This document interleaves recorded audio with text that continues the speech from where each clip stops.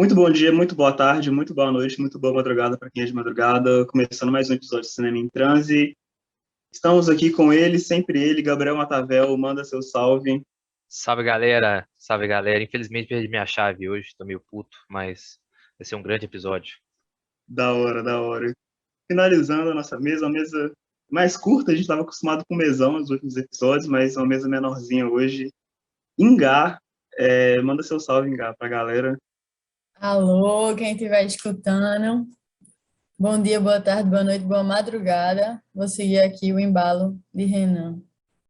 Da hora. Ingá, eu tenho uma dúvida que me surgiu voltando do ônibus hoje, assim, que você assina como Ingá e às vezes como Ingá Patriota também.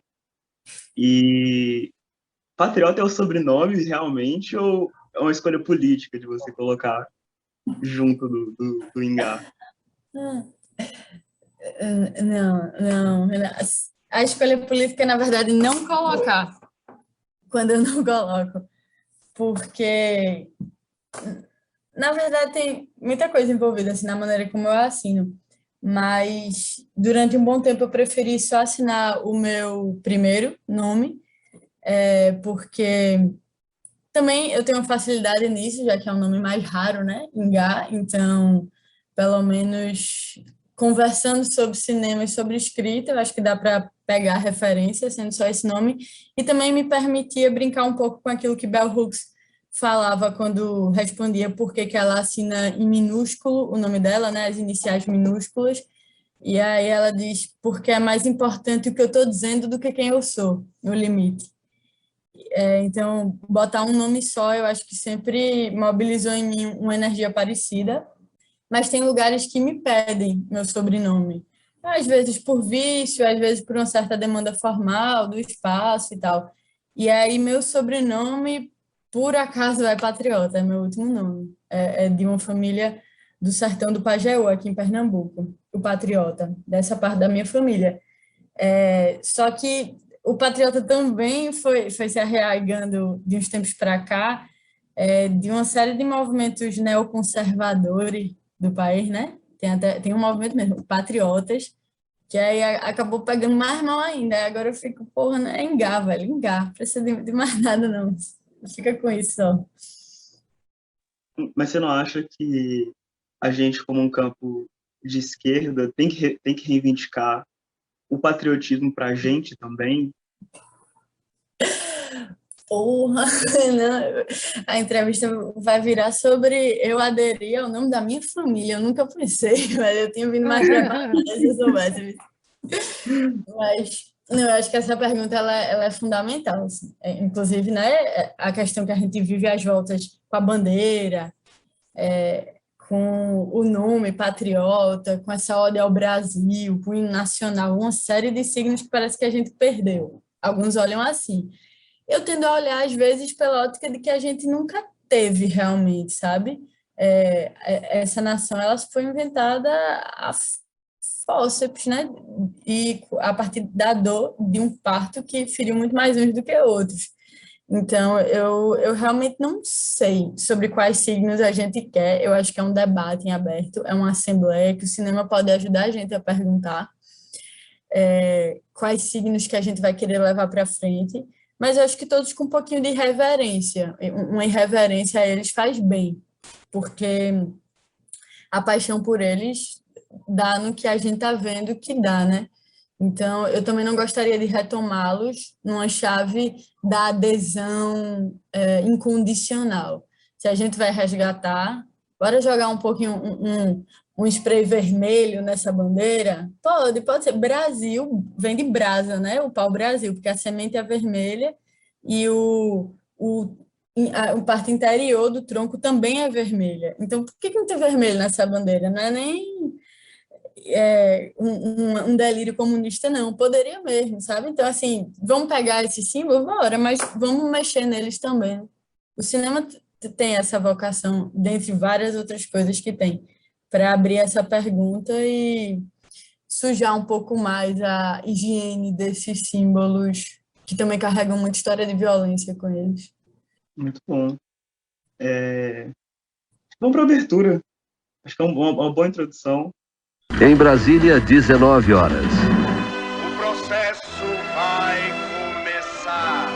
E o cinema brasileiro é a vergonha nacional. O mundo vai explodir! Mais fortes são os poderes do povo!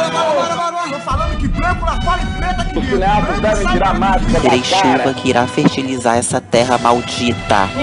Essa terra que me assassina. Preciso usar as máscaras da macumba brasileira. É o artesanato contra a tecnologia. Vamos falar de cultura. Vamos lá, então. Você, em 2020, abriu um debate, escreveu um texto que chama Você Me Faz Chorar de Novo, que vai comentar um pouco sobre uma série de propagandas que o iFood veiculou em 2020, num momento crucial, assim, né? Um momento de break dos apps, um momento de repensar as políticas públicas, não só políticas públicas, mas as políticas internas e relações de trabalho dentro de aplicativos que a gente hoje chama como uberizados, mas, enfim, é um termo meio amplo, assim, um termo que pode dizer muita coisa e não pode dizer nada, mas você traz esse debate quanto à produção dessas imagens. Eu queria estender um pouco o debate desse texto para falar sobre a produção das imagens do Treta no Trampo, enfim, é um grupo é um Instagram, assim, e se não me engano tem no YouTube também, de trabalhadores que divulgam seus movimentos dentro do trampo, assim, acho que é um nome bem autoexplicativo. E eu queria que você comentasse um pouco, porque eu sei que você tem algumas relações com movimentos sociais e tal, que seria pensar a produção de imagens que não está atravessada,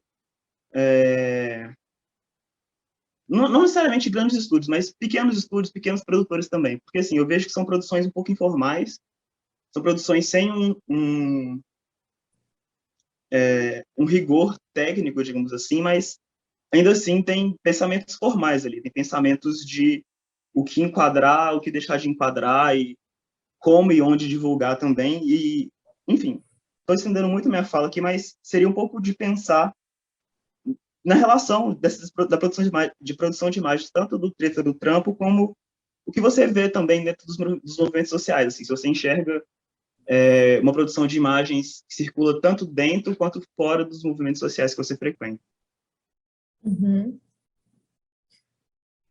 Olha, é engraçado que a gente comece pensando esse texto, porque, como tu falou, ele abre um debate, esse texto intitulado Você Vai Me Fazer Chorar de Novo. Ele abre um debate, mas a partir do olhar para uma produção que é vamos dizer, o antagônico disso, né? É uma produção de imagens feitas pela corporação empregadora, pelos patrões desse movimento social, se a gente for chamar assim, os entregadores naquele momento. Estou olhando, né, nessa luta de classes para as imagens que estão sendo feitas na outra ponta dessa luta. Mas a partir desse olhar para essas, que estava com um grau de alcance muito amplo, né? Eles turbinaram as propagandas numa época que coincidiu com a mesma época da greve dos entregadores de aplicativo, um dia inteiro de greve, algo que a gente tinha como inédito e que foi inédito em relação a uma certa história da mobilização dos trabalhadores de aplicativo no mundo, inclusive. Uma manifestação daquele tamanho, né? E é nesse momento que as empresas elas começam a produzir essa publicidade, elas começam a bombardear todas as plataformas com essas imagens. São imagens que elas aderem a uma estética, inclusive documental, né?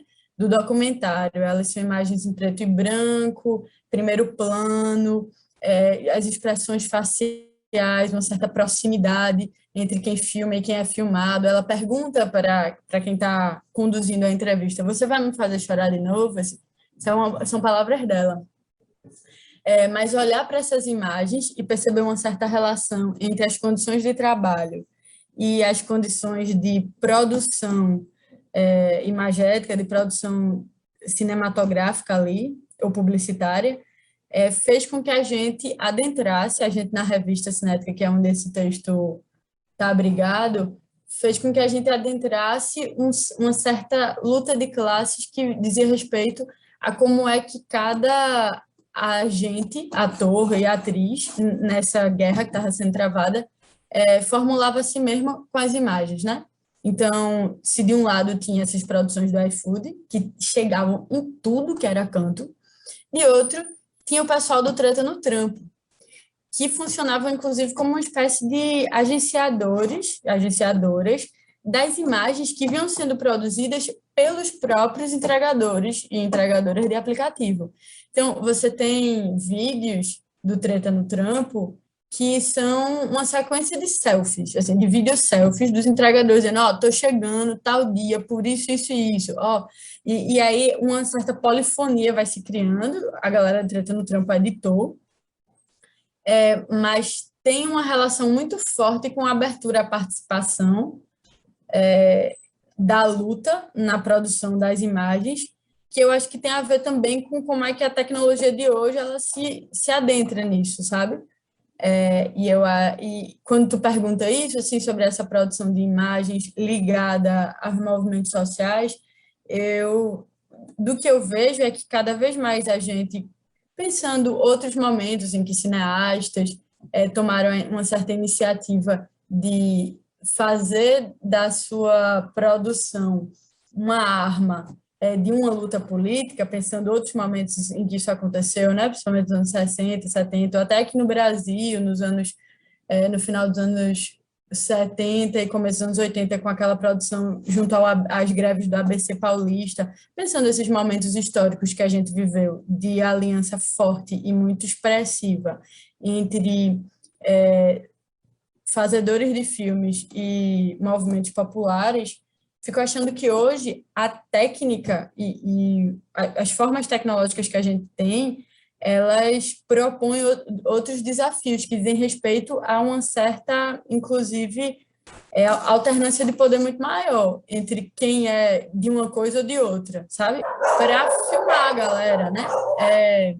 Tem a diferença, né, de quando Renata Pajós, Olga Futema iam até lá, iam até uma fábrica de metalúrgicos para gravá-los, e agora, em que a possibilidade de se gravar ela é muito mais ampla, ela é muito mais cotidiana, e que talvez alguém como eu, como tu, que estuda o cinema mais dedicadamente, tenha a fazer, seja trocar como mais um participante do processo, e não um condutor, uma condutora, sabe?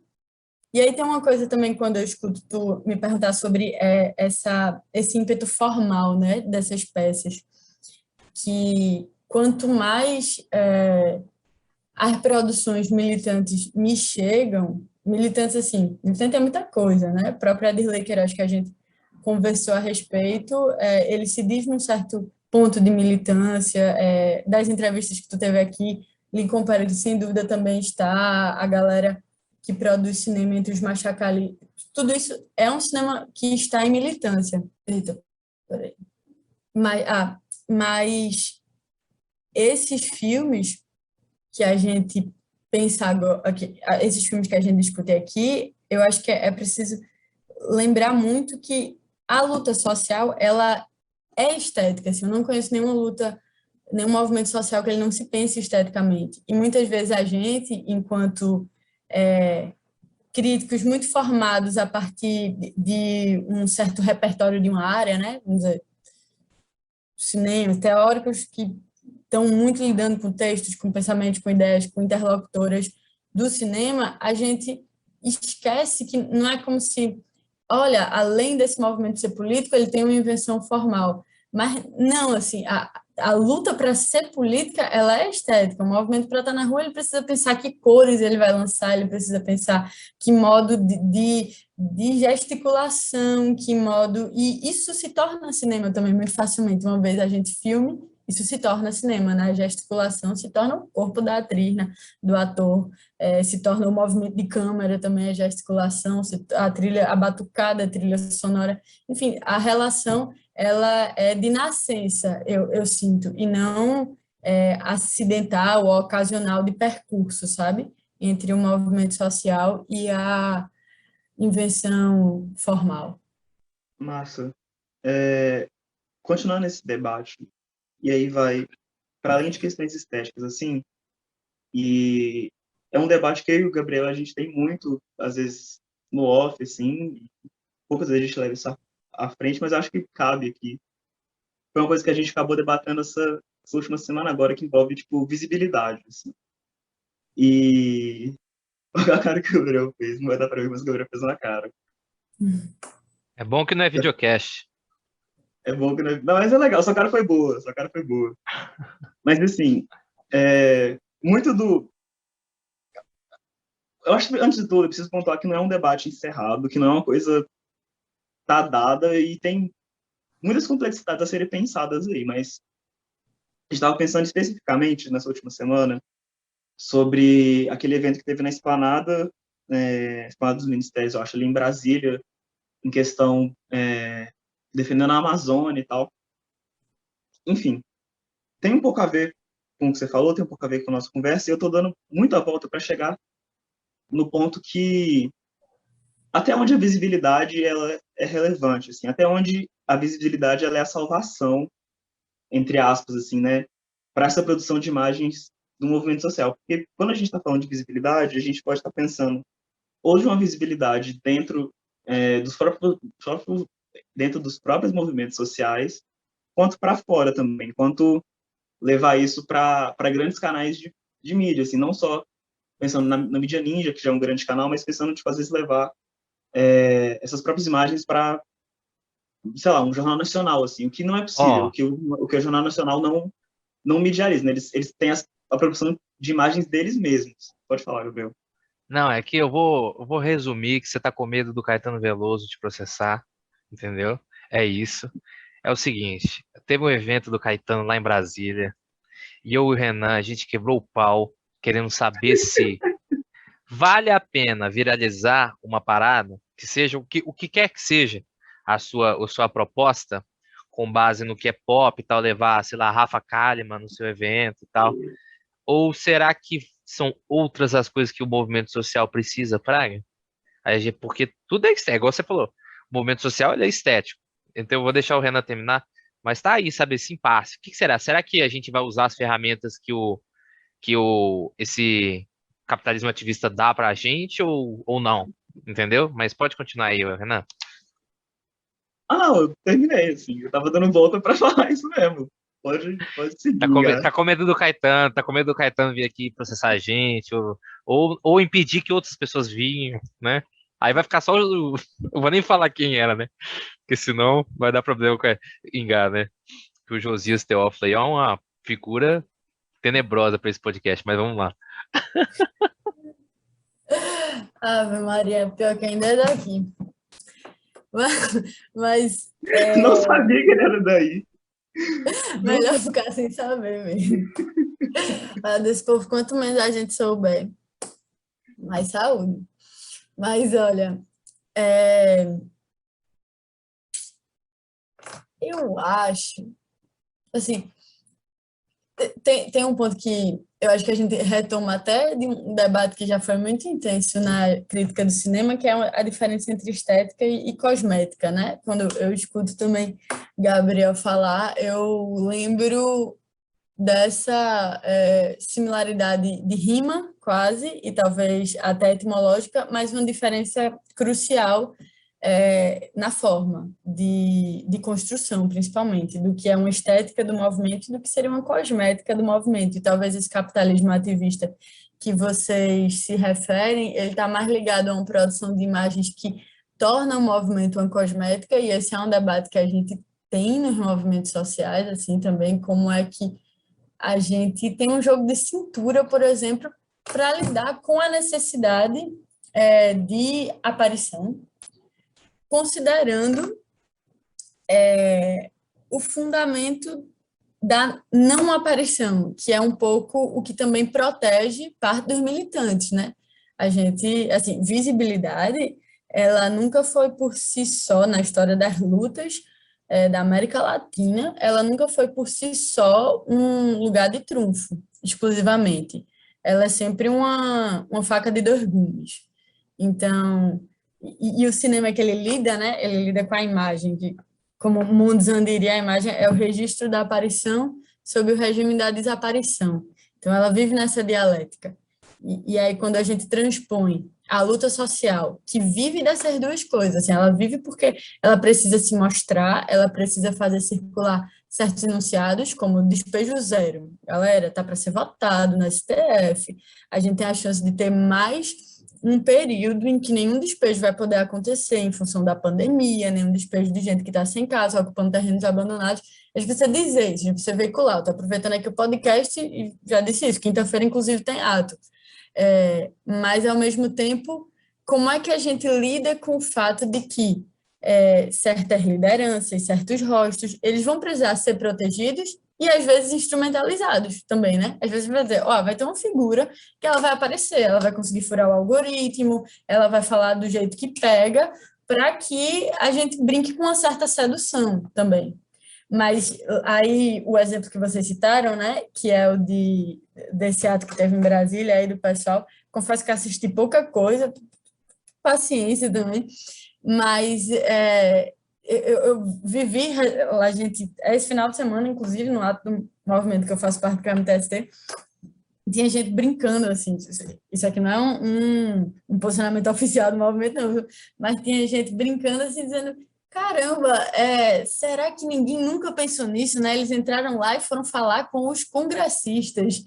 Puxa, se eu soubesse que era fácil assim, eu já tinha feito isso antes, sabe? Porque assim, foram lá, falaram, era Caetano Veloso falando, a gente fala e tal, mas claro que requer mais do que essa visibilidade que vende para que algo caminhe, porque às vezes a gente, quando vê, a gente está mais gerando lucro para algo que não é a gente, que é uma corporação do Instagram, porque aquela peça publicada, aquela história, aquele babado vendeu, circulou, gerou, ficou estourado, e aí o Instagram está lucrando com isso, ou outra plataforma, e para a luta não necessariamente, né? Tanto que não conseguiu, né? Essa luta específica, essa estratégia não conseguiu. Eu já vivi ato em Brasília, que eu tomei bomba de guerra, foi a ocupação do Brasil inteiro para lá, para tentar interromper o teto de gastos, e também a gente não conseguiu, não foi vitorioso. Então, são tentativas, né? Quem sou eu para dizer se está boa ou está ruim? Mas eu sei que brincar com a visibilidade e desviar-se dela muitas vezes é o que garante que certas coisas se mantenham protegidas, inclusive segredos nossos que precisam não serem vendáveis, não se tornarem vendáveis para continuar dando energia para a luta. A gente falou sobre essa coisa da representação em movimentos sociais e, de um jeito ou de outro, encostava na representação de documentário e tal. E como é que você acha que fica isso para a ficção hoje? Porque a gente está nesse interlúdio, né, de produções que até mesmo os grandes estúdios, com grandes orçamentos, estão sem saber onde colocar seus filmes, assim, igual a gente percebe aí que os cinemas de rua, onde coloca o novo filme do Apichatpong, né, coloca o filme do Clint Eastwood, né, não tem essa coisa do galã e tal, mas os estúdios estão simplesmente procurando escoar essa produção para algum lugar, assim, então como é que tá a imagem assim para a ficção para você assim? E a gente pode até focar um pouco na ficção brasileira, né? Porque se for falar do resto do mundo aí a gente tem várias vertentes assim, mas como é que você acha que tá a imagem para a ficção brasileira assim?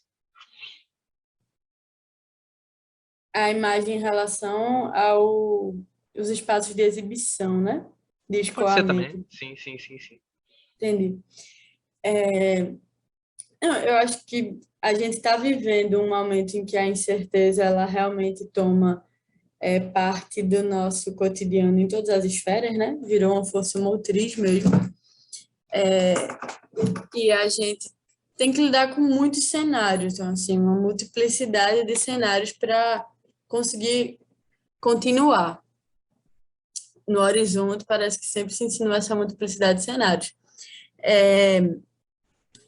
Eu percebo que o cinema, assim como vivendo esse espaço de interlúdio que tu fala durante a pandemia e tal, ele foi muito ameaçado, a produção cinematográfica, pelas plataformas, principalmente de streaming, assim, foi muito ameaçado de não conseguir se segurar enquanto espaço de encontro e de ocupação das ruas, né? Assim, os cinemas de rua, como tu fala. Eles já...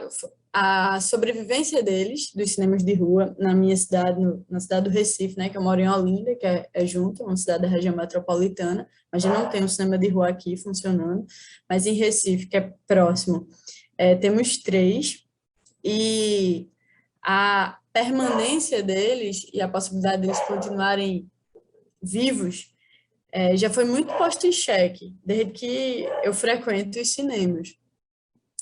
Agora, curiosamente, eu sinto que existe uma noção de uma relação forte que eles precisam estabelecer com o Estado para se manterem, e que isso faz parte de uma política pública necessária. E assim a gente assegura uma certa relação que pode se criar e que acho que precisa ser ampliada entre o que se produz nacionalmente e as formas de escoamento, porque o que o streaming oferece, eu nunca coloquei um filme numa plataforma de streaming, não estou tanto no campo da realização, mas os companheiros, colegas que lidam diretamente com isso, falam de uma relação que se apresenta muito abusiva, né, entre as possibilidades, por causa de um certo monopólio, são pouquíssimas plataformas que existem de exibição, e essa incerteza de onde vai passar, como é que a gente vai assistir. Isso, curiosamente, também é muito antigo na história do cinema. Muito antigo mesmo, assim, esse debate. Mas onde é que a gente passa? Onde é que a gente exibe? Coisa a gente tem demais, né? Coisa a gente produz muito, principalmente agora, a gente produz demais. Eu lembro tanto que aqui, assim, em Olinda, um dos primeiros movimentos que a gente fez junto de cinema, assim, eu e mais os outros amigos, antes de fazer filme, foi tipo, velho, vamos em alguns lugares que a gente tem amigos, que são de coletivos, de movimentos sociais e tal, e vamos levar um projetor que a gente tem acesso a vamos estender um lençol, arrumar uma parede branca e vamos ver uns 5 curtas nacionais que a gente gosta muito e que simplesmente não circulam, assim, não circulam para fora de certos ambientes onde esses filmes são, sim, fomentados, são debatidos, são ambientes muito importantes que a gente tem, que assim, podem ser colocados assim, festivais que a gente tem, cineclubes que a gente tem, mas fora desses ambientes que são de suma importância, mas essas coisas são muito difíceis de chegarem. E não porque elas não tenham um potencial de agregação, de atração, de envolvimento. Muitas podem lhe repelir mais, e a brincadeira é essa também, mas muitas outras não, e não é por isso que elas circulam mais ou menos. Tem a ver com um fechamento mesmo, um fechamento estrutural do nosso mercado e do nosso nicho de exibição. E acho que algo precisa mesmo ser trabalhado em relação a isso. Acho que a Embaúba vem experimentando já há um tempo, na verdade, as nossas distribuidoras, mas precisa de mais, eu sinto também. Assim, a gente precisa tomar para si essa tarefa de mostra um filme brasileiro aqui faz um ano que tem tanta gente faz um ano que não vê um filme brasileiro, sabe? Que não vê um curta-metragem. Bota um filme para passar, vamos ver junto dessa vez esse daqui, que eu sei que está no Vimeo, que eu sei que está no YouTube, assim. Eu acho que é uma tarefa cotidiana, mas ela com certeza não é individual, ela é política no sentido de que a gente precisa do poder público entrando mais. Eu acredito nisso. No fomento aos cinemas e espaços de exibição para o que é produzido aqui. E aí nas escolas, enfim, tem muitos ambientes onde isso pode chegar mais fácil e de uma forma diferente do que os streams que a gente tem, porque as relações costumam ser muito mais abusivas nos streams, em termos de distribuição mesmo do dinheiro e das possibilidades de ficar no ar, o alcance, tudo. E a gente fica um pouco refém da mesma coisa que, por exemplo, vocês começaram falando da greve dos motoristas de aplicativo, né? E tem algo que está muito no cerne da luta deles, que olha, não é como se não existisse esse nicho de mercado, a gente não tivesse como se empregar como entregador. A gente existia esse nicho. O que a iFood, Rappi, essas empresas fazem é que elas sugam um nicho. E aí, a partir disso, cria-se um monopólio e a gente precisa ceder a elas. Ou mesmo quem abre um restaurante, é uma vitrine, se torna uma vitrine que você não consegue mais escapar dela. Essa analogia, eu penso que, em algum grau, ela também pode ser pensada para as plataformas que a gente tem de streaming, sabe? Elas se instauram como um certo monopólio, inclusive do ver para o espectador, assim, às vezes, sei lá, a gente tem uns fóruns que trocam arquivos de cinema, claro que é uma questão, a pirataria, para quem produz, precisa de um retorno, mas assim, a gente tem uma possibilidade tão infinita na internet de lidar com essa relação e de criar espaços dessa relação entre espectadora e produtora, de realizadores. A gente podia estar criando espaços de software livre que exibissem e que cobrassem talvez alguma grana, algumas taxa simbólica ou não, pensassem valores, mas a gente fica muito afim, até quando vai assistir, né? Se junta com alguém diz, não, é uma coisa quase automática, assim, vamos abrir a Netflix, porque é uma certa força imaginativa que eu acho que precisa voltar, que a gente precisa reacender na gente, sabe? Tipo, de imaginação, de procura, é um exercício, é atividade, mas é muito recompensante também, quando a gente percebe que, caramba, tem um mundo lá fora, de coisas já feitas.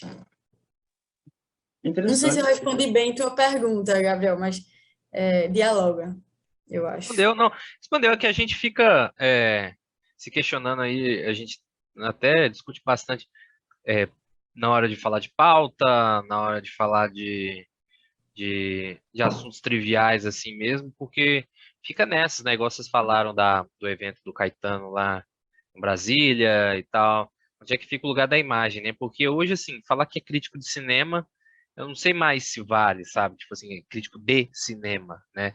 É crítico, eu acho que de audiovisual, assim. Não é mais você não pode criticar cinema, sabe? Tipo, o que é cinema? Fica essa parada, esse lugar, esse não lugar, assim, que a gente não sei se a gente consegue ser honesto falando que ele existe ainda, sabe? Então, é isso, assim, a gente tem que abraçar, eu acho que ao invés da gente se afastar dessa dúvida, a gente tem que abraçar elas, de cabeça. Você ia falar, Renan? Não, eu ia puxar exatamente isso, porque essa fala do Engame instigou até uma produção que a gente tem debatido aqui recentemente, uma produção que circulou muito enfim, eu já comentei com você, mas vou trazer a público também, que é o cinema de rede, né, o chamado cinema de rede, assim. E me instiga, de certa forma, tipo, a gente pensar que não vemos curtas brasileiros, digamos assim, mas a gente consome muito conteúdo na internet similares a curta-metragens, assim, e aí pensando já naquele texto que você traz sobre a Fela Maia, que está disponível na Verberenas, que chama Doze Gatas com uma Câmera, assim. Porque, não sei, eu fiquei pensando se de certa forma não é um pouco contraditório, assim, a gente não consome esse cinema que tem essa aura de cinema, que é dito como cinema, que é distribuído como cinema, mas a gente está consumindo, tipo, Fela Maia, assim, a gente está consumindo Fundo de Quintal, sabe? Está consumindo outras produções que circulam até mais do que curtas-metragens, mas ainda não carregam essa aura, não sei se é a palavra certa, mas essa reivindicação de cinema, sabe? Eu acho que é ótima essa palavra, porque ela chama, inclusive, para quase uma certa majestade, né, do cinema, que envolve quase que toma e incensa, até demais, né, a palavra cinema. Eu acho que ela está mesmo envolta nessa aura, vamos dizer assim. E aí, cada vez mais eu sinto, e é falando muito pessoalmente, gente, que o cinema, para mim, é o cinema, assim, físico. É um cinema de rua. Aquilo ali é um cinema para mim, sabe? Aqui, o Teatro do Parque, em Recife. O São Luís, lá também, na beira do rio, do Recife, que é uns teatros, uns 50, você entra, vitrais, um tapete vermelho. Aí sim, tem uma aura, entendeu? Que toma conta do espaço e aquilo é vivenciado. Agora, tanto aquele ambiente me traz mais uma imagem do que é cinema hoje, porque confinar as produções a essa etiqueta cinema, eu cada vez mais, assim como tu, Renan, percebo uma certa deficiência e quase uma estagnação nossa ao tentar, sabe? Ao tentar dizer, inclusive o próprio cinema de rede, eu vejo um movimento, o próprio nome, né? Cinema de rede, eu vejo um movimento interessante de chamar atenção para o quanto lá carrega de cinema, na produção de Faila Maia, de Leona Assassina Vingativa, e o que se quer dizer é, olha, isso aqui, quando se diz, né, isso é cinema, se tenta dizer, olha, isso aqui chama atenção a gente para escrever a respeito, para arquitetar uma mesa de debate,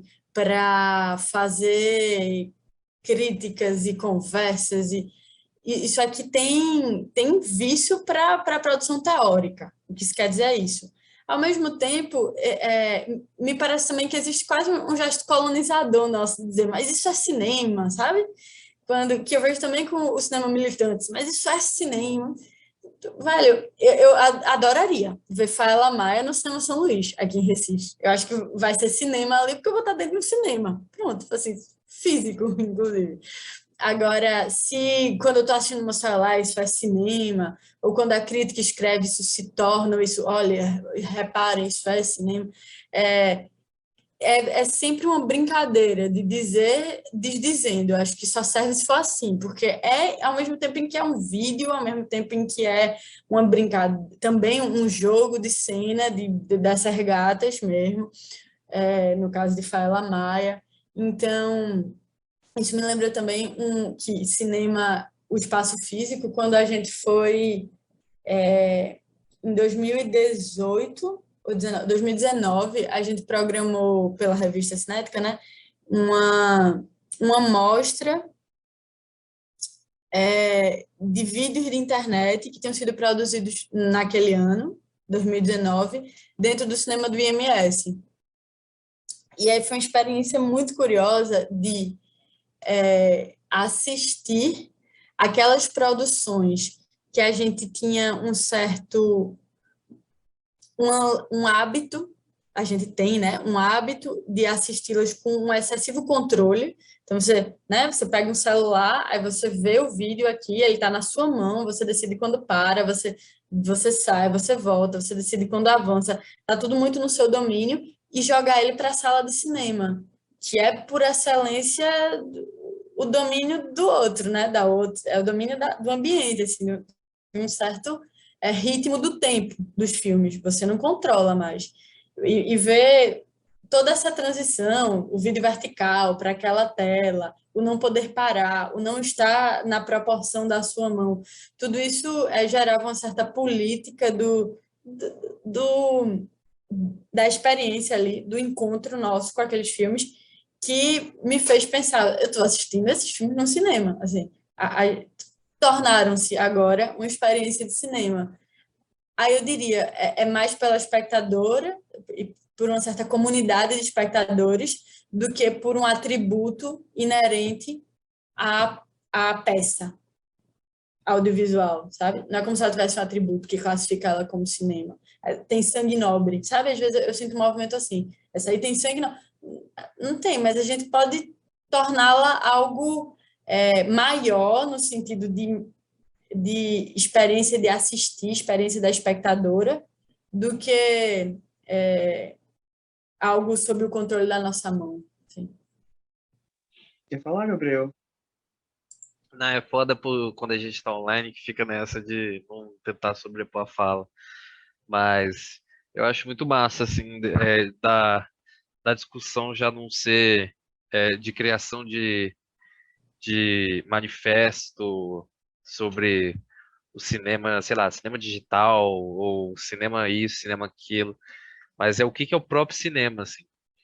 E, sei lá, assim, só um comentário mesmo da gente estar nesse espaço do que é o que a gente tá analisando, tá criticando, assim, sabe, o que é, onde que é esse lugar que legitima uma parada de ser aquilo que ela é? É o vídeo em movimento, é o som, é a montagem, é a direção, é o festival chique que tem o louro lá em cima, assim, é isso que legitima a parada, então fica uma coisa muito muito louca, assim, de ficar pensando e que tá abrindo a minha cabeça, assim, fazer esses episódios com, com críticos e tal, tá sendo massa.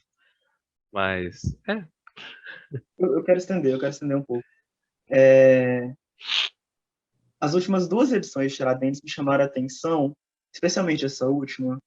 A penúltima, se não me engano, chama Vertentes da Criação, e essa chama Cinema em Transição. Você acha que a transição do cinema parte disso, ou é isso? Qual que é difícil ainda. Enfim, pode ser muita coisa, pode ser várias transições, mas pensando, por exemplo, na transição da década passada, de um cinema que não se via em crise e passa a se ver em crise, não só crise econômica, mas uma crise de projeto político, assim, pensando no final dos anos 2000, por exemplo, falando majoritariamente de cinema, né? Óbvio que vai ter o Adirley, por exemplo, que já vai estar apontando uma crise na cidade uma só, mas como um todo, assim, um cinema que se transicionou, digamos assim, entre aspas, na década passada pela crise. Pelo menos eu vejo dessa forma, você pode discordar de mim. Seria ótimo se você discordasse, inclusive, porque é um espaço para isso. Você acha que a transição de agora, digamos assim, porque a gente está atravessado primeiro de um desmonte generalizado de políticas públicas que fomentam o audiovisual, a gente está atravessado de uma intensificação de uma crise, a gente está atravessado de uma pandemia que vai reduzir grandes sets de filmagem, né? Nos últimos 2 anos, por exemplo, a gente não teve, ainda teve, né? Mas pensando em Tiradentes novamente esse ano, o filme que ganhou a Olhos Livres, por exemplo, é um filme que foi rodado em 2016, 2017, então ele não seria possível ser rodado nas condições atuais de isolamento social, enfim.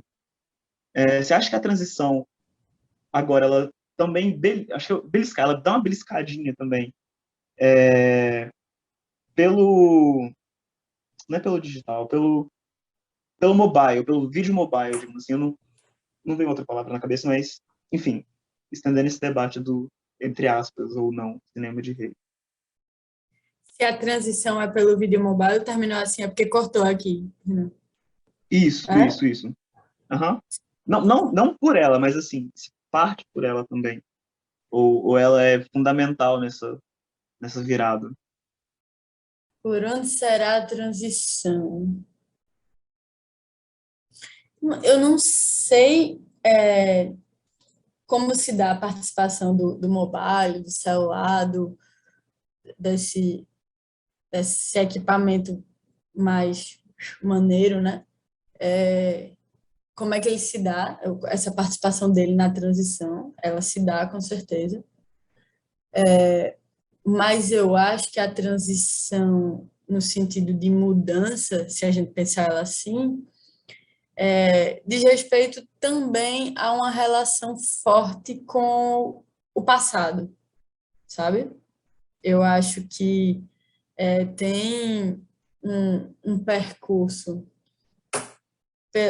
por mais que essa palavra esteja um pouco gasta, eu acho que tem uma beleza do desenho que é o espiralar, né? Tem um percurso espiralar, assim, do tempo, que em qualquer transição, ou em qualquer momento de mudança, a gente ganha ao perceber onde é que se conectam os momentos e onde é que a gente revive para acender de uma forma diferente na gente esse passado, assim, né? A gente revê o presente à luz de um passado e assim segue. E aí eu penso muito o que é que a crise foi nos anos 60 e 70, em que o debate se tornava dizer esses filmes, o debate crítico em torno dos filmes que eram produzidos ali, tanto pelo cinema marginal, cinema novo, assim, tinha uma riqueza de dizer assim, esses filmes, eles não dão soluções para a crise,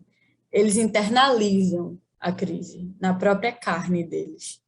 Eles fazem com que sua forma entre em crise. E isso, enquanto resposta, talvez abra mais brechas para o que seja transformação e o que seja continuar vivo, no limite, do que resolver, entende? Eu acho que tem um movimento também que a gente vê nas nossas produções, assim, de filmes que, nas nossas produções contemporâneas, de filmes que precisam dar uma resposta no sentido de, de uma cura afobada para a nossa situação, entende? Então, assim, o mundo está terrível, vamos mostrar na tela algo que não seja o terrível que esse mundo está, e que acabam condicionando a arte a um conceito de pílula anestesiante que não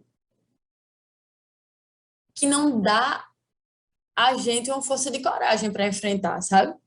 Então, assim, eu acho que se a gente fala de transição, a transição passa muito mais por se conectar com essas forças, inclusive do passado, que internalizavam a crise para dentro dos filmes, do que pensar em como é que a gente se dá bem finalmente, entendeu? Como é que a gente vai dar a volta por cima. Acho que a gente precisa, assim, se remexer, mas isso passa por criar alianças com o passado, alianças com outros ambientes que não o de cinema,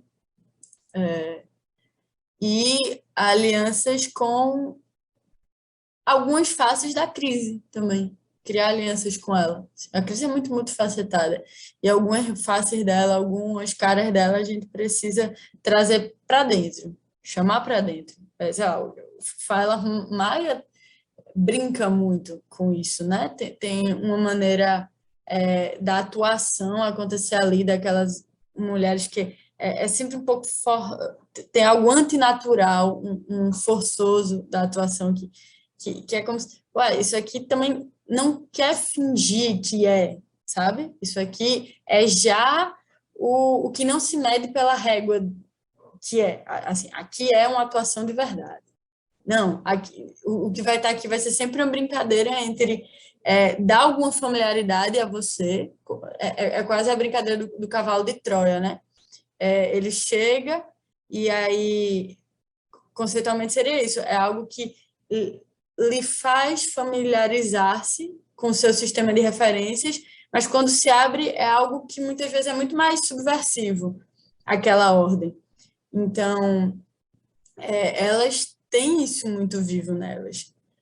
Ao mesmo tempo que brinca com um sistema de referência que você conhece, um repertório da novela, do tal, tem uma crise da novela ali presente, tem uma crise da comédia, tem uma crise das excelências técnicas, ainda que brinque com o sistema clássico, com aquela trilha ali, o pianinho entrando nos momentos dramáticos, todos os recursos eles estão em jogo, mas eles estão postos em fissura. E acho que a transição é essa, colocar também em crise o que a gente está fazendo, porque é isso que dá vida, sabe? Não é apenas se botar para cima num jogo meio de autoajuda, assim, entende? Renan, assim, para a criação do podcast, foi muito espontâneo, né? A gente só chegou e fez. E a gente começou a entrar nesse mundo de criação de conteúdo mais a fundo agora e tal. E questiona muito forma, conteúdo e tal. E a nossa semana com mais visualizações foi a semana do qual o conteúdo foi direcionado para um evento específico, que foi Tiradentes, né? E eu fico pensando assim, a crítica, de certa forma, ela se encontra também no momento de crise. Só que hoje existem ferramentas e lugares que o conteúdo ele vai ser levantado, né? Porque, infelizmente, a gente ficar falando conteúdo é a nova realidade e, para mim, é muito chato, porque é trabalho de pessoas que vira 0 e 1. Mas, enfim. Você acha que se utilizar dessas ferramentas para bombar, para inflar um conteúdo, por mais rebuscado que ele seja, como é que você vê isso para a crítica hoje, assim? Porque a gente se questiona um pouco, assim. Eu questiono um pouco o Renan. Eu falo, cara, vamos supor que a gente tenha o número de pessoas que a gente quiser, o recurso que a gente quiser.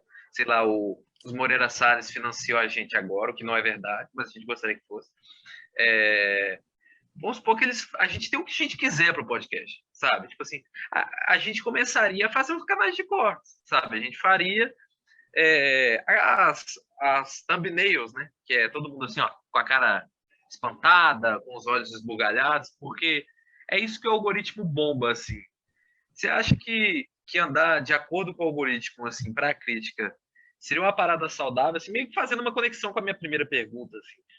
Porque tá chegando uma hora que, por mais nobre que seja a mensagem, ela vai precisar andar disciplinada dentro do algoritmo, sabe? De qualquer que seja a plataforma dela. A gente está precisando se disciplinar um pouco, por mais radical que a gente seja, assim. Então, qual é o lugar da crítica hoje, assim, para você nesse quesito de bombar, viralizar? Você acha que tem que abraçar e entrar de cabeça, assim, nessa parada do viral? Ou a crítica pode seguir por outros meios, assim, por outros caminhos?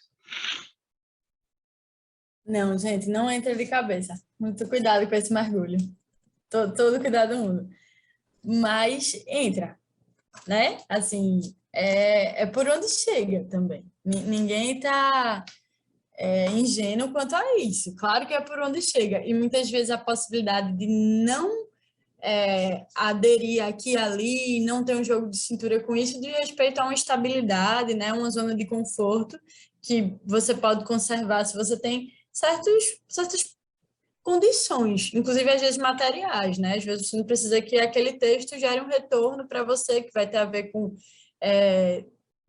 enfim, pode ter a ver com, inclusive, retornos monetários, pode ter a ver com a continuidade daquele trabalho, porque a visibilidade está ligada hoje, inclusive por causa das nossas estruturas de circulação de conteúdo, como tu disse, ela está ligada a uma sobrevivência material, né? Então, assim, muitas vezes você pode ficar bem alheio a isso porque você não tem que fazer seu corre através dali. E aí, nesse sentido, acho que não pode ser conselho para ninguém, assim, um pudor em relação a brincar ou gingar, vamos dizer assim, com o algoritmo.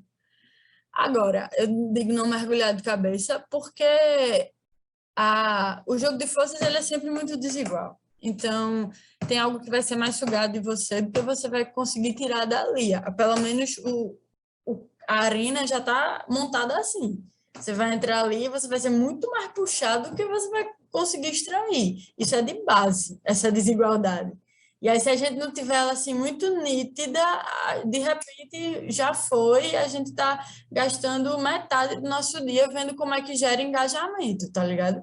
Quando a gente podia estar assim, irmão, conversando sobre cinema, vai panfletar sobre cinema na sua esquina, vai conversar com seu vizinho, vai estender porque é esse o seu trabalho, você quer que o cinema chegue, digo para a crítica, né? No podcast também pode ser. Assim, a gente se vê nesse trabalho, você quer que os debates do cinema cheguem em muita gente, é por isso que você está ali funcionário do algoritmo, mas assim, então, sei lá, vai para a rua um pouco, né?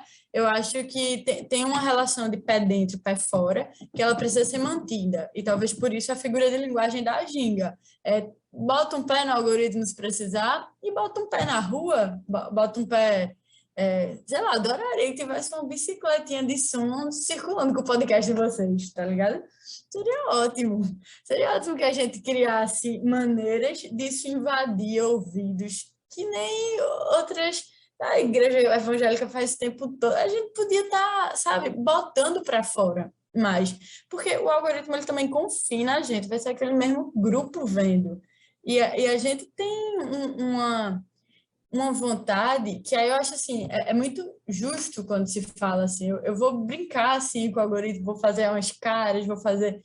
Porque não tem nenhum problema em investir esforços em se popularizar, tá ligado? Muito pelo contrário. É algo que a gente, inclusive, no campo das artes, é quando a gente ganha muita força de ação, porque se popularizar inclusive popularizar o erudito. Tem um mestre de frevo aqui de Pernambuco que eu adoro, que ele faz assim, não, eu não acho que tem diferença entre o erudito e o popular, porque o erudito pode ser popularizado. Simples assim. Inclusive, o frevo é uma brincadeira com isso, sabe? O quanto o algoritmo serve para fazer com que algo abra brechas que não abriria, assim, um texto que talvez eu não leria se eu não fosse mobilizada por aquele vídeo louco que saiu, talvez não, vale a pena, eu acho que vale a pena. Agora, ir nesse jogo com muita atenção, porque ele já está montado para ser desigual, de partida.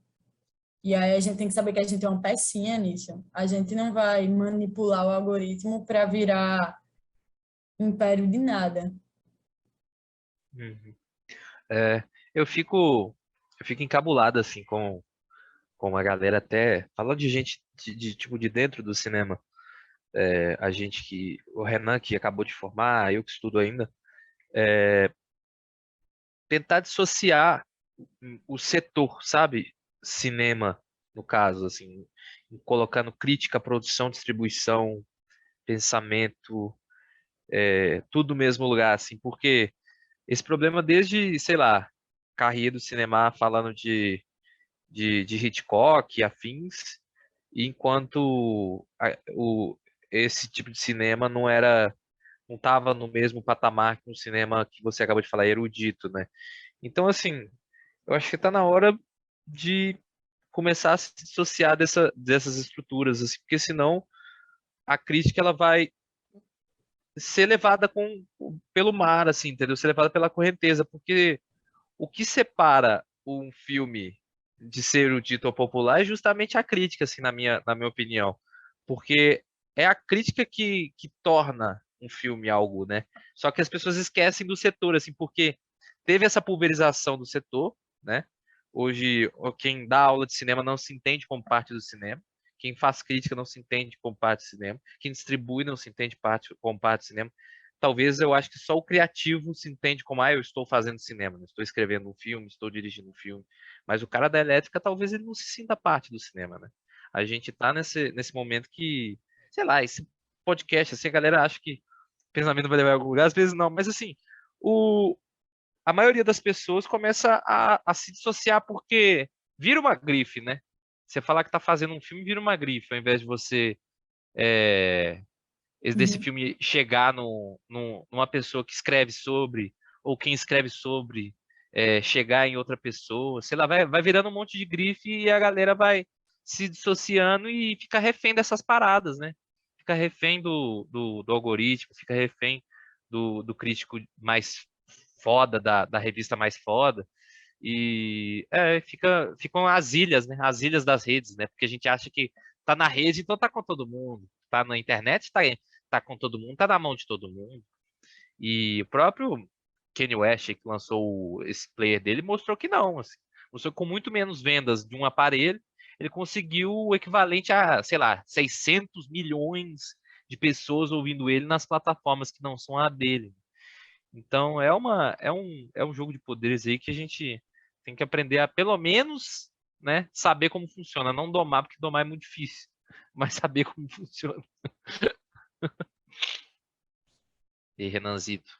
Não, você está falando desse rolê de grife, me veio uma parada que não tem nada a ver com conversa, que talvez eu desvie, talvez nem renda muita coisa, assim, É um mas podcast, amigo. Isso aqui não é Folha de São Paulo, não.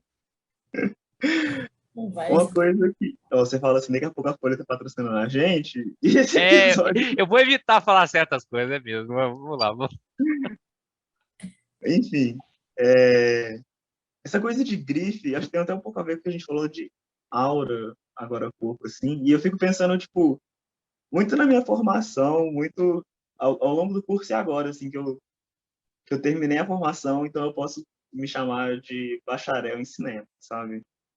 Que, tipo, joga na conversa de Natal com a sua família, assim, que você faz cinema, sabe? Tipo, é aquela coisa, tipo, acho que a princípio, assim, quando, pelo menos comigo, experiências pessoais, antes de eu entrar no curso, era tipo assim, não faço cinema, faço, tipo, publicidade, jornalismo, não sei, alguma coisa assim. E aí, ao decorrer do curso, tipo, ao decorrer, tipo, alguns trabalhos meus, assim, época que eu fazia filme de chegando em alguns lugares e tal, eu lembro que esses encontros de família era sempre, tipo, o Renan cineasta, sabe? O Renan que faz cinema, o Renan que foi pra não sei o quê, falar de um filme dele. Então, tipo, não sei, cara, eu sinto que é uma relação meio que se retroalimenta, assim. A gente se coloca nessa grife, aí a galera de fora, tipo, legitima essa grife e a gente se sente muito confortável dentro dela, sabe?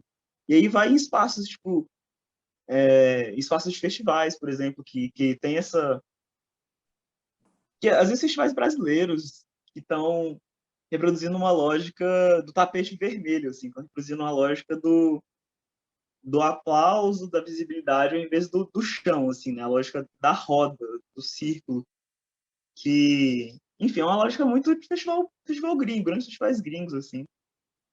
E, enfim, que eu falei, é uma parada que vai se retroalimentando, sabe? É uma parada que chega na faculdade também, chega nos filmes que a gente vai estudar na faculdade, ou chega nos pensamentos que a gente está debatendo ali, e poucas vezes se estendem para fora, assim, igual eu falei, dessa coisa da roda, do círculo, e voltando no converso da conversa da fala do Gabriel, que era um desejo que a gente tinha, assim, que era estender o nosso círculo, sabe, estender a nossa roda, porque a gente sentia que muitas vezes o nosso debate estava muito limitado, tipo, em 5, 6 pessoas, que a gente tem um pouco mais proximidade e tal, mas, enfim, tentar quebrar essas estruturas, mas a gente ainda está dentro delas, sabe? Tipo, a gente ainda está dentro do Spotify, ainda está dentro do algoritmo, ainda está... E aí, o Gabriel falou esse rolê do engajamento, eu tô, nossa, me perdi caramba nesse tal. É engraçado que eu fiz um tweet, eu geralmente tweeto, tipo, nosso maior engajamento vem do Instagram. Só que eu geralmente tweeto, tipo, o episódio, vez ou outra, ver se alguma coisa rende lá, assim. Geralmente nunca rende. Uns 10 curtidas, coisa muito boa. E aí, pouco depois que eu lancei o episódio com Lorena Rocha, quem não ouviu, escute nosso episódio com Lorena Rocha, está incrível. Eu vi uma thread no Twitter falando sobre escolhas formais da MC Loma, digamos assim. Era, em resumo, era essa thread. A thread não é muito boa, mas... E eu tinha falado com a MC, sobre a MC Loma com a Lorena nesse episódio. E eu falei, velho, eu vou dar uma de doido aqui e ver no que dá. Tipo assim, nosso episódio com a Lorena tem quase 1h40. A gente falou uns 5 minutos de MC Loma. Aí eu dei o RT, tipo, citei, né, o tweet, e falei assim, eu e Lorena Rocha conversamos sobre MC Loma, brega funk e cinema, relações possíveis. Tipo, soltei umas palavras que colam, assim, e esse tweet meu tem quase 400 curtidas, cara. Esse tweet explodiu o Cinema em Trans de visualização, e eu boto fé que quem ouviu esse episódio ficou muito decepcionado. Porque eu e Lorena, a gente fala, tipo, uma cota de um monte de coisa antes, fala de Zósimo, de Abdias Nascimento, e não sei o quê. E aí tem uns 5 minutos de MC Loma e vaza. Mas isso viralizou, sabe? Tipo, essa escolha de palavras que eu tive para jogar essa bomba viralizou. Inclusive, se você veio para cá através desse tweet, obrigado por ter continuado. Se você foi embora, uma pena. É. Não, mas, por exemplo, você, Oingá, você é cineasta, é jornalista, ou só entrou no meio porque deu na telha, igual algumas pessoas que já colaram aqui, assim, deu na telha, vou escrever sobre. Como é que foi essa relação assim, com a escrita de cinema? Deu na telha, com certeza, que senão não tinha nem começado nem continuado, porque que peleja. Mas é formação também universitária em cinema também. Não, eu tô perguntando porque muitas vezes o crítico também ele não, nem no cinema vem, né? Ele vem do jornalismo, assim. Então já tem esse início dentro das estruturas logo na chegada, né? Aí já divide aí, né? Quem faz crítica não faz cinema, né? Faz jornalismo. Aí é outra parada. Mas Não, A crítica tem Eita. Acho que a crítica tem um trabalho que ele é jornalístico e ele é literário, né? Inclusive tem companheiros, assim, colegas que vêm das letras ou vêm de um trabalho mais ligado à produção textual artística, e tem outros que vêm da produção jornalística ou pesquisa, né? Tem uma certa imbricação na crítica que liga tanto pesquisadores quanto jornalistas e escritoras mesmo, de ofício. Acho que está todo mundo meio misturado ali nesse bolo. E aí, curiosamente, que vocês estavam falando que Renan traçou todo o percurso, né? De como é que essa aura ela vai ganhando coro em vários ambientes. Primeiro, vê um agrado na família, e um festival também se condiciona desse jeito. De repente, é muito mais fácil seguir por essa linha e tudo bem habitar ela também, assim. Tudo bem dar seu close. Eu tô fazendo um filme, sou cineastro. É a brincadeira, é o riso delas, e muitas vezes faz parte de um movimento histórico de ocupação de espaços de poder que eram negados para a maioria da população, assim, a maioria dos grupos, né? Maiorias minorizadas pelo poder. Então, agora a gente que chegue, entendeu? E que brinque, que dê seu close, porque o close já vai ser diferente, dependendo do corpo que está dando. Isso a gente não tem dúvida. Agora, a crítica, ela, curiosamente, ela ocupa quase que uma espécie de perigo de aristocracia dentro da aristocracia, né? Porque se o cinema ele já tem essa aura, aqueles que vão legitimar, e aí não só a crítica, acho que a curadoria encontra esse desafio também, mas é aqueles que operam os circuitos de legitimação de uma obra, que dizem, isso aqui é filme para ser assistido, isso não é, carregam dentro de si, dentro do seu ofício, um desafio que é lidar com a própria crise dessa função também. Porque se a gente está falando de uma rede social que mobiliza a gente, que você vai dizer nela, vai falar nessa rede sobre uma cantora de brega funk, e que isso vai tornar aquela conversa um ponto de encontro das pessoas, talvez não seja mais a voz do legitimador ou da legitimadora que mais importa, entendeu?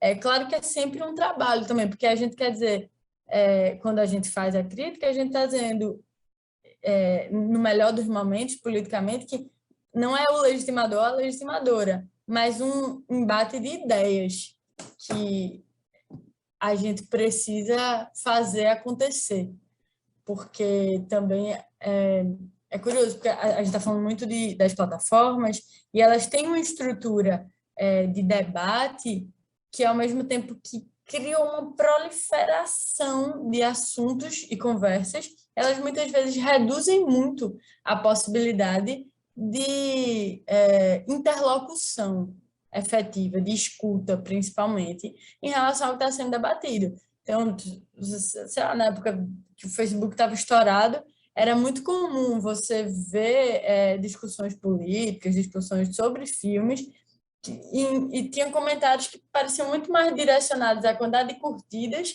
que teria numa discussão, assim, ferrenha, galera batendo boca. Aí o comentário que você vê nesse comentário é para quem vai curtir ele, não é para quem ele está se direcionando. Você vai rebater, né, alguém. Eu estou falando aqui para você, não estou falando para você, estou falando para a quantidade de curtidas que eu vou ter. Isso vai formatando nossa maneira de conversa de um jeito que também é perigoso. É misto. é ambíguo, é poder falar de muita coisa e a conversa chegar e um debate amplo chegar, mas a formatação desse debate também cria um limite, uma deficiência que a gente precisa, de novo, aí eu volto para o pé dentro e pé fora, o pé dentro no cinema e o pé na rua de novo, sabe?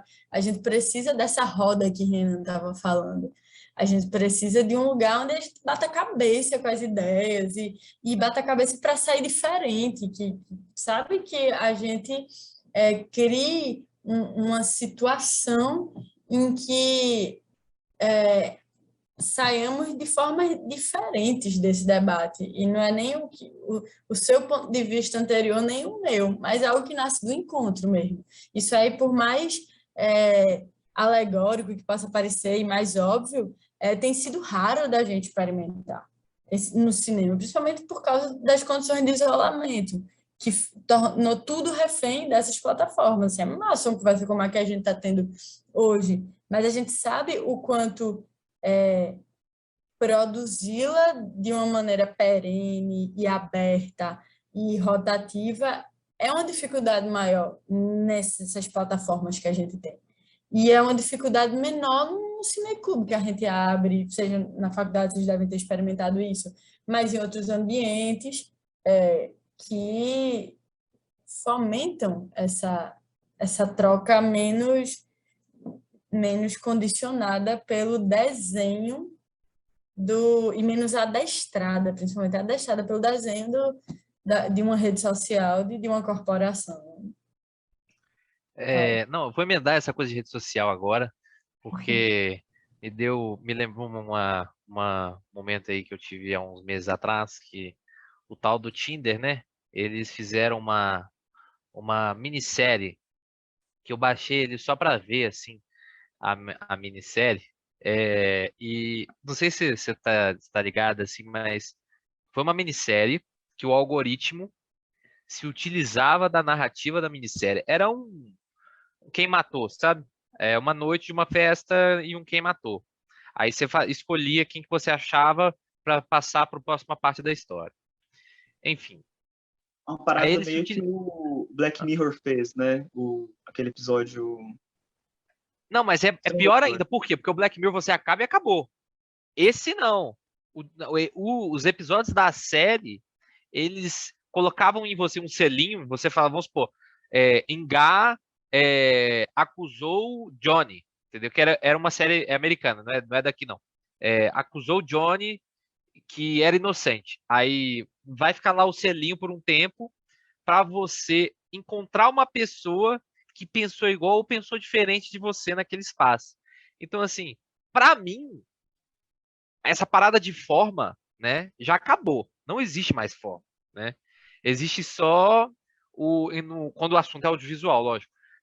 Existe só o audiovisual em si, sabe? Porque a linguagem ela é a mesma. Ela é a mesma da série interativa da Netflix, que é a mesma do point and click, né? Que são os videogames, que é a mesma coisa, só que você vai num tal lugar e você clica e a narrativa se movimenta. Assim. Para mim é a mesma coisa, porque não tem diferença. Atores foram lá, filmaram cenas que desembocavam em uma narrativa que se movia para um progresso, né? Que tem tudo do cinema no lugar mais clássico possível. Assim. Eu não sei se vocês acham isso, assim, se a forma já era. Assim. E se vocês também têm algum exemplo para compartilhar para a galera, assim, porque eu estou usando o espaço também para falar dessa parada assim, que me intrigou muito. Assim, uma minissérie num aplicativo de relacionamento que ela só está disponível naquele lugar, que eu acho que ela está disponível até hoje, se eu não me engano. Eu posso até olhar depois, mas eu vou ter que baixar o Tinder de novo, porque eu não tenho, né? Eu não sei se tem, mas, enfim, é meio assim, a forma para mim ela já era, assim, não tem mais forma, sabe? Tipo assim, a gente tem uma série no Tinder, galera. A gente tem um diretor, um roteirista, uma diretora de arte, atores, sei lá, um sonoplasta, que estão trabalhando numa série para um aplicativo de relacionamento, entendeu? Não tem mais essa parada de divisão, sei lá, assim. E vocês falarem assim, deram um exemplo assim, de uma parada que mostrou que o audiovisual assim já está num outro patamar, assim, sabe? Que a gente tem que andar para frente, assim, porque tem umas paradas que estão me intrigando muito, assim, sei lá, isso vamos supor, o documentário do MBL, que já está na Amazon, o Brasil Paralelo, que tem agora um streaming próprio, né? Que a gente falou no episódio que vai sair também, ou antes ou depois desse, enfim. Tá uma parada que não sei, sabe? Não sei, mas não tenho muito o que falar sobre o fim disso, sabe? Eu tô só no campo da dúvida agora mesmo. Vai lá, Renanzito. Não, tô passando. É pra você, hein, cara. Pra Eu mim tô na dúvida. Eu tô no campo da dúvida também. eu não sei, eu não conheço muitos exemplos que poderia compartilhar aqui, mas eu acho assim que a forma, ela, não sei se eu diria acabou, mas a forma cinema, tu quer dizer, Gabriel, essa forma cinema, assim? Sim, eu tô vendo aqui se a série ainda tá disponível. É, mas sim, a forma cinema.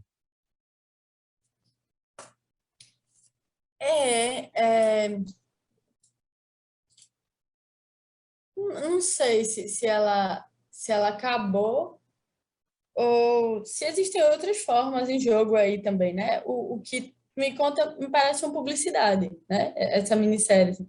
Ela é feita para gerar uma adesão a uma empresa, o Tinder, né? Ao serviço de uma empresa. Ela quer consumidores e quer melhorar provavelmente o grau de participação desses consumidores.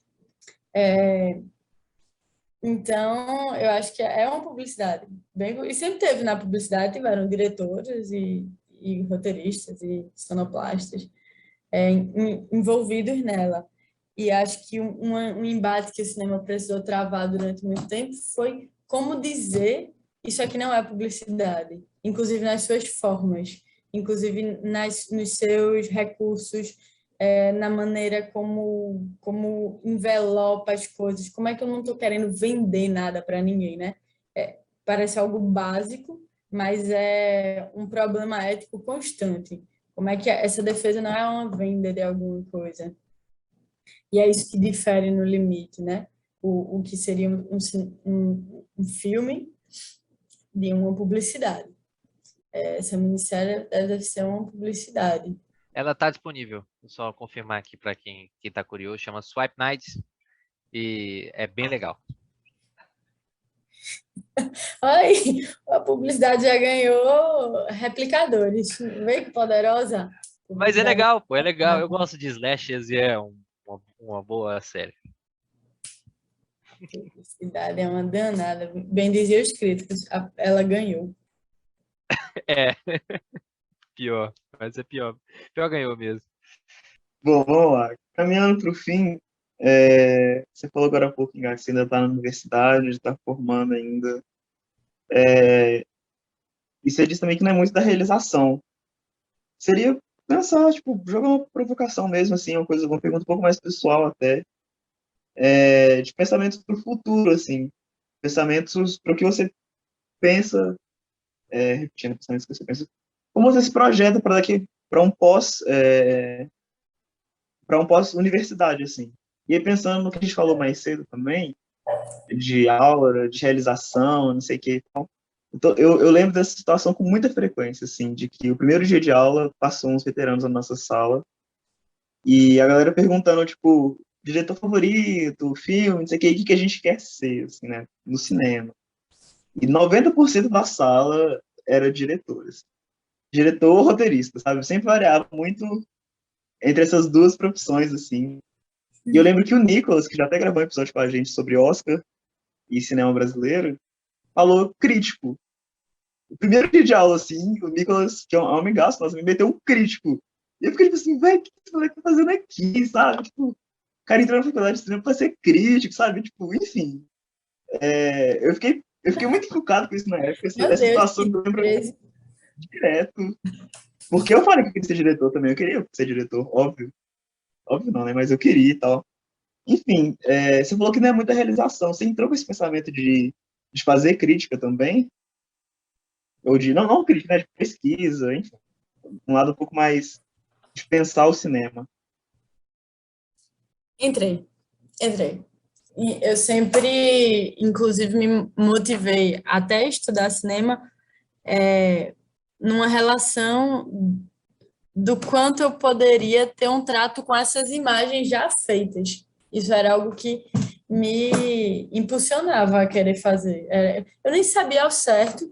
E olha, hoje, inclusive, eu mexo com a realização principalmente de processos formativos.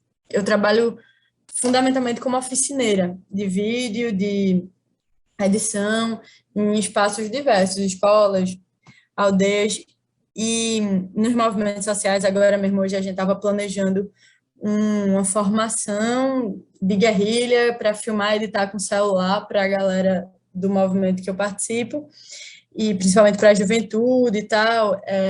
Então, acaba que a minha realização está muito relacionada também com esses ambientes de formação, de educação, e desde que eu optei por cinema, no danado lá do vestibular, eu pensava no prazer de estudar as imagens. Eu pensava que aquilo, se existisse alguma forma de sobrevivência material, de conseguir comer e dormir bem, mexendo com isso, eu queria. E aí, logo a crítica, ela foi um percurso inevitável desse primeiro olhar, porque ela me permitia estudar e amplificar a relação forte que eu travava com as imagens e que até hoje eu travo, assim.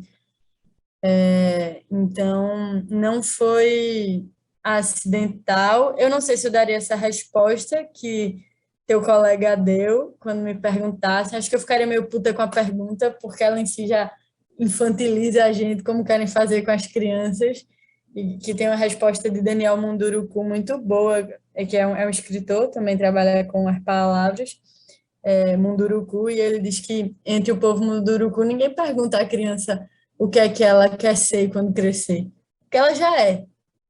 Tudo que ela tem de ser, não é um ser humano em porcentagens inferiores, sabe?